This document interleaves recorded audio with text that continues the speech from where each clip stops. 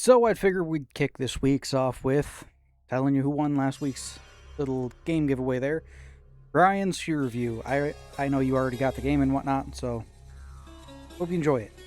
If you want to learn how to enter to win this week's game, end the video, maybe. I do ramble a bunch at the end of these things. But let's get right into it then, shall we?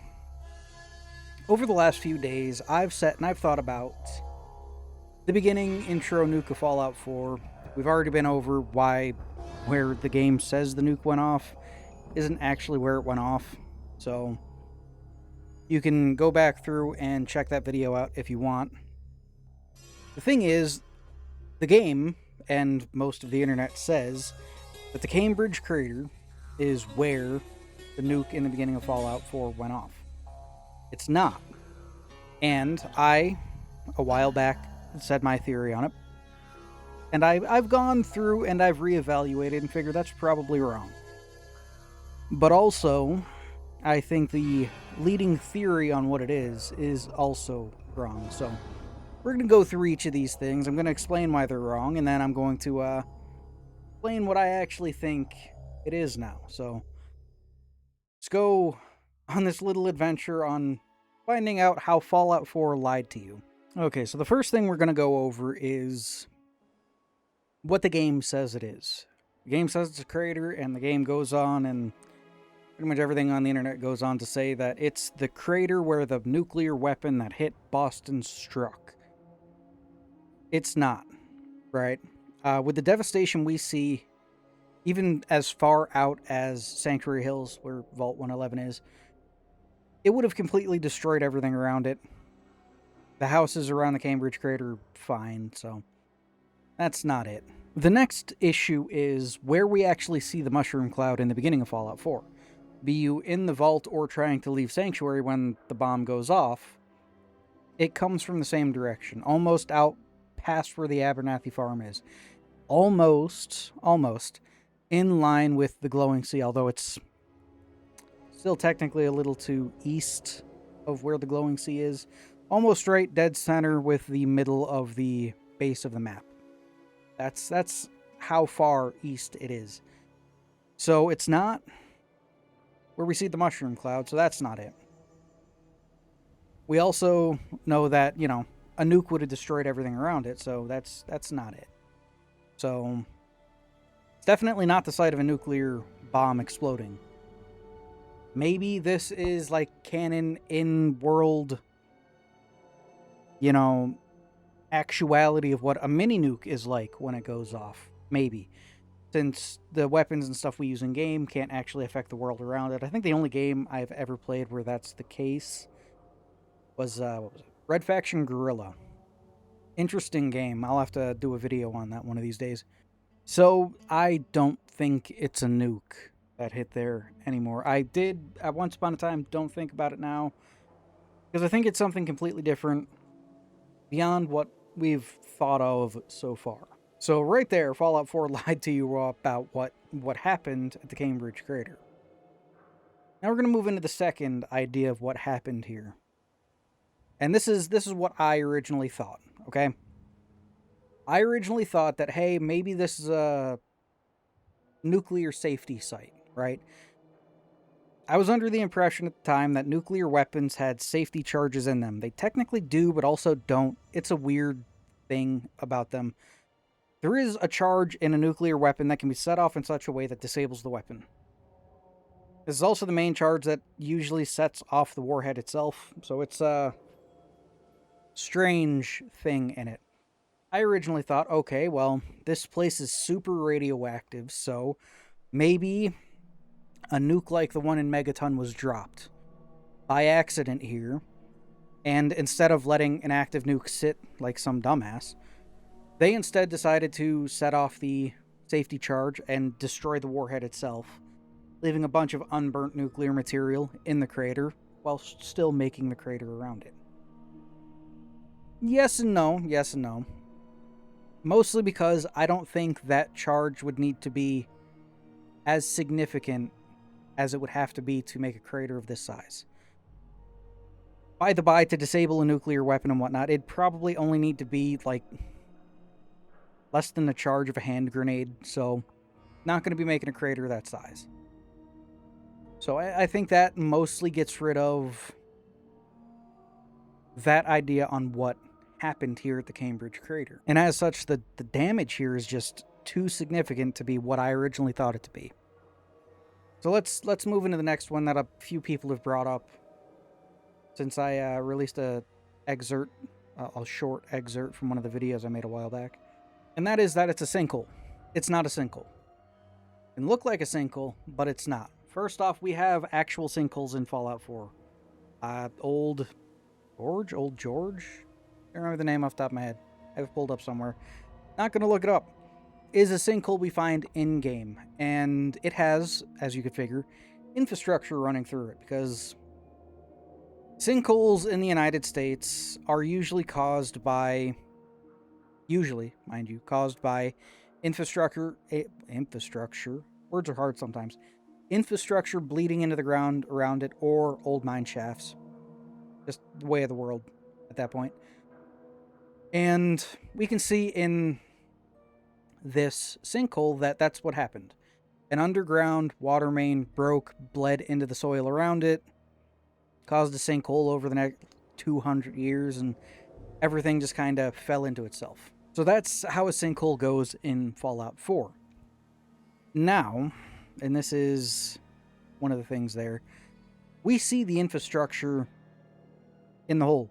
We see the houses around it in the hole. We see bits of concrete and the like also down in the hole, which shows that, everything that was above it fell into it like, a sinkhole does. The Cambridge crater has none of those things. Again, they were going for it's supposed to be a bomb site in lore, so there wouldn't be debris in it. There are some fallen houses into it that collapsed into it, but... And this is the important part. The Cambridge crater would have had a road leading over top of it. Those road bits, the asphalt, the concrete, the bits of the actual buildings that would have set there, and the infrastructure that would have been under it, are not in the hole. Just bits of buildings that are on the perimeter of the crater. So I don't think it was a sinkhole. Which brings us to the idea of what the hell happened here. Well, I actually thought about this for a while to try to figure out what went on here, what could have caused this crater and left so much radiation down in the bottom of it. That's another thing that, a sinkhole wouldn't naturally have, is killer amounts of radiation. So, what could have caused this? And I think I figured it out simply looking around Concord, of all places. Place where you pretty much start the game. The first area that you interact with, where you find Preston Garvey and the like. And a Deathclaw. So what the hell caused this crater? Like I said, all we got to do is look at Concord, and we can figure out what may have caused this crater. Right? It's a crater where the building and infrastructure above and around it was destroyed. Just completely gone. That pushed itself outward far enough to where it compromised the buildings around it, plus, 200 years of weathering and erosion, brought the houses around it down into it. So what is it? We see them all over Fallout 4. The Fens, I think. Concord has one. There's a few other areas where you'll find these things too. They're called Municipal plutonium wells. And from the one in Concord, we can generally pick up on the idea of what these things are. The hatch is open, and there's a long system that seems to drop something down into place, and then pull back up out, and then seal the hatch. It's also a plutonium well, the world of Fallout, where everything runs off of nuclear. Doesn't really take a genius to figure out that this is supposed to be some type of fueling system for an underground reactor. A municipal plutonium well, where people draw power from. It could also be why a lot of the cities and towns and buildings and stuff in Fallout still have power, when normal infrastructure would have gone down. But, it makes sense. You see these on the sides of... I think Diamond City has one. Yeah, I think Diamond City has one, and that could explain why they still have power. Concord has one, which I think there's still power under Concord and also in the Museum of Freedom. few other places also have them. I think there's one that's destroyed. Not destroyed as in the reactor underneath of it, but the fueling system has been destroyed. Now, the fueling system on these things is they're as big as the building itself. Because I think that it has to go that deep down into the ground, because you don't want a nuclear reactor just directly, 2 feet under the fucking ground, right?